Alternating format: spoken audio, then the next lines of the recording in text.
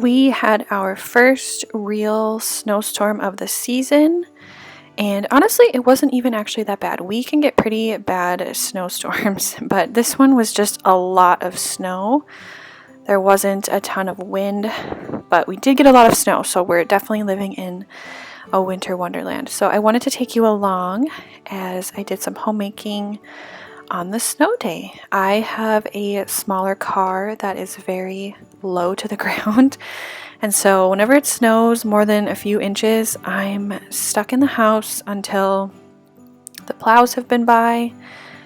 Even if we get our driveway and sidewalks and stuff taken care of, if our street is not taken care of, I will get stuck. So I kind of enjoy it. I love being at home and an excuse to not actually have to go anywhere, like no matter what, is something that I definitely welcome. So this first clip is actually from the day before the snowstorm started, and I just wanted to include it because I thought I had said previously that I would update you on where I moved these few pieces out of the living room.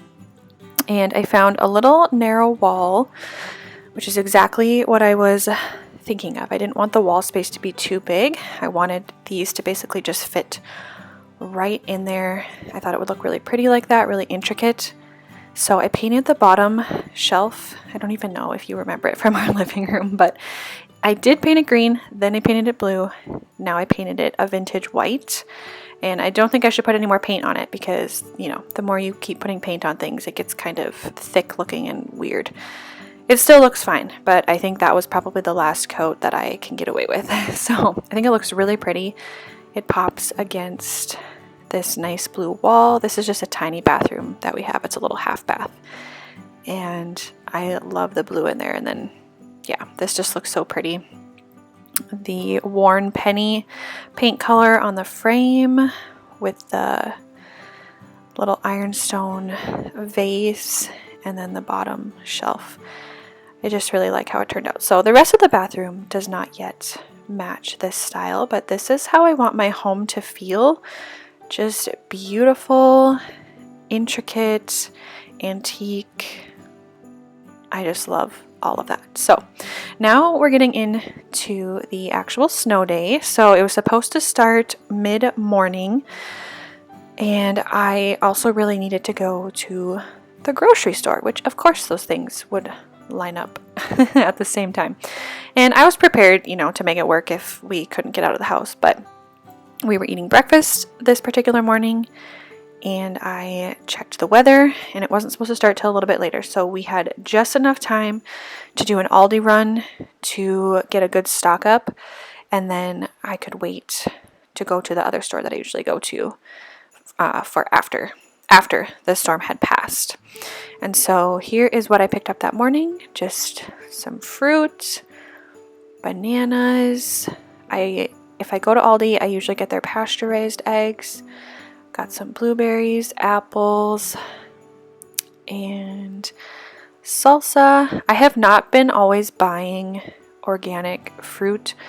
I try to, but sometimes you just can't. So this is about half and half. Those are dates, which I've been eating religiously. They taste so good in pregnancy. I love them when I'm not pregnant, and I love them more when I am. So some butter, some cheddar cheese blocks, and a white cheddar cheese block, some raisins, because those have been a craving of mine as well.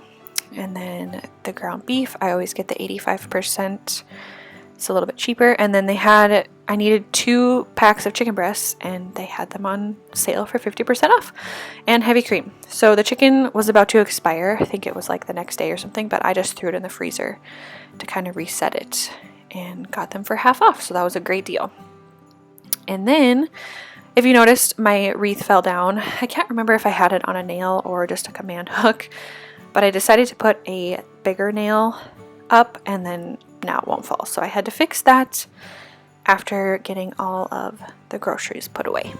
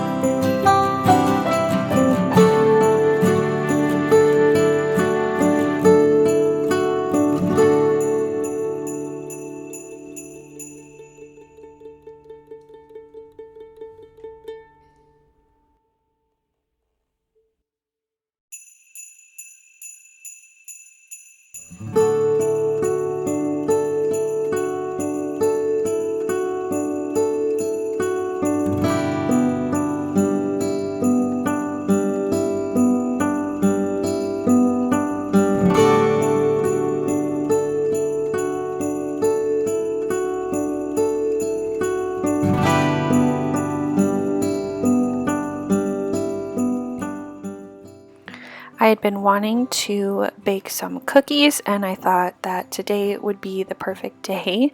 So I found just a regular chocolate chip cookie recipe, and I subbed the flour, the all-purpose flour, for soft white wheat. I did 150 grams per cup of flour, and I actually think next time I make it, I'm going to try even a little bit more because they keep flattening out.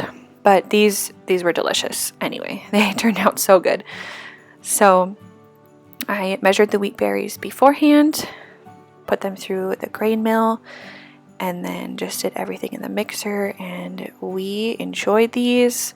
We are still enjoying them. It made a huge batch. Like, we have chocolate chip cookies for a good while, which is really nice because the next cookies that I'm going to make are sourdough gingerbread ones, and we'll be giving those to people for Christmas as a consumable gift, and then of course enjoying them ourselves too. But these will definitely get us through for a little sweet treat until we make the gingerbread cookies.